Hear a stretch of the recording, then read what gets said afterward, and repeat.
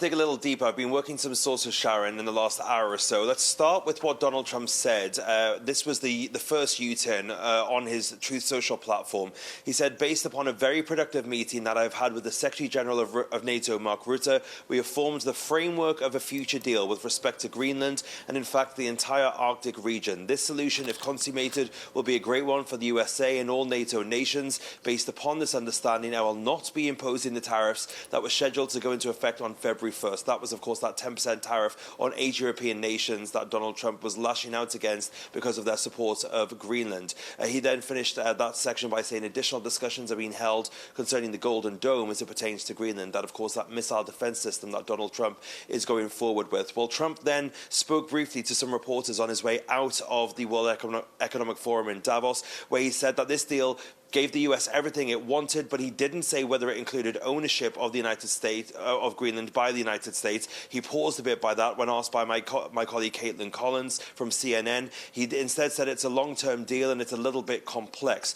Reading between the lines here and judging off what I'm hearing from sources, this ultimately is Donald Trump taking an off-ramp that he has been offered by the Europeans. Now, it is believed that this means that the US will not be owning Greenland, but rather what will be happening is that NATO will agree to beef up security in the Arctic region, including in Greenland, by sending more troops to that part of the world. And it also means that the US will be taking advantage of the deal that it already has with Greenland when it comes to troop movements and personnel numbers in the Arctic region. Now, remember, Sharon, that the US used to have around 18,000 troops in Greenland over the course of the Cold War and numerous bases. Now it has just one base, the Pacific Space Base, which it uses to monitor intercontinental ballistic missiles that would head to the US, continental US, from Russia. Well, it's believed that the numbers of US troops stationed there could now increase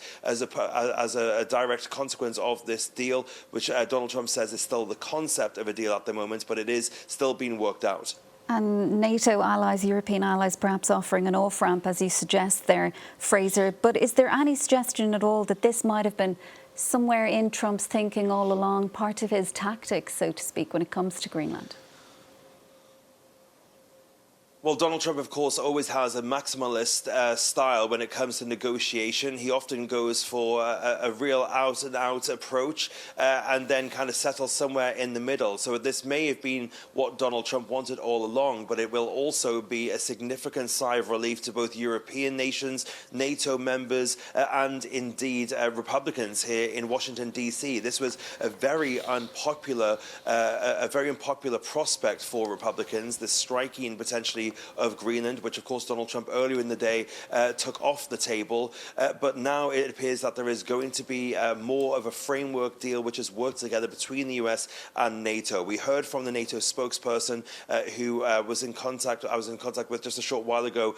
We got that statement that said that discussions among NATO allies on the framework the president referenced will focus on ensuring Arctic security through the collective efforts of allies, especially the 7 Arctic nations. Now, this spokesperson continues that negotiations between Denmark, Greenland and the US will go forward aimed at ensuring that Russia and China never gain a foothold economically or militarily in Greenland. So some significant progress there from the NATO Secretary General, which of course will hope to diffuse this tension that we've seen over the course of the last couple of weeks and will help make people in Washington and elsewhere breathe a sigh of relief, hopefully. And we'll bring you all